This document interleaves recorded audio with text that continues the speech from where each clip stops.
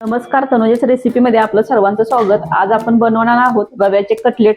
त्यासाठी बघा, 1 ग्लास पाण्यामध्ये आपण 1 वाटी रवा शिजवून घेऊ. पाण्याला उकळी आलेली आहे. आता आपण ह्यामध्ये रवा शिजवून घेऊ. हे 1-2 मिनिटं छान असं ह्याला कमी गॅसवरती वाफवून घेऊ. छान असं वाफलेलं आहे. हे आता आपण एका प्लेटमध्ये काढून घेऊ आणि थंड होऊ देऊया. चला तर आपण हे सर्व आता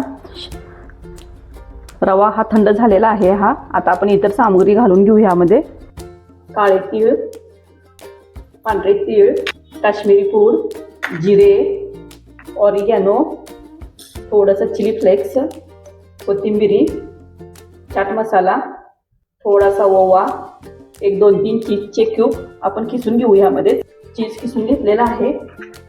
थोडीशी शेजवान चटणी, चवीनुसार मीठ. आता आपण हे सर्व मिक्स करून घेऊ.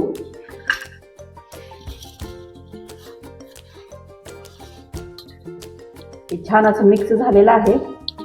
आता आपण इथे छोटे छोटे गोळे करून घेऊ.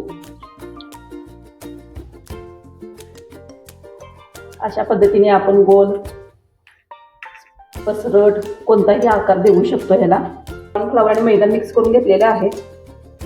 हे सर्व कटलेट आपण त्या कॉर्नफ्लॉवर पाण्यामध्ये घालून हा ब्रेडचा चुरा आहे ना, त्यामध्ये आपण अशा पद्धतीने लावून घेणार आहोत आणि तेलामध्ये तळून घेणार आहोत.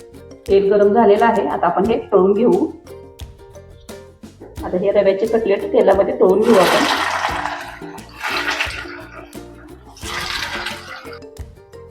अशा पद्धतीने सर्व कटलेट हे तेलामध्ये तळून घेऊ.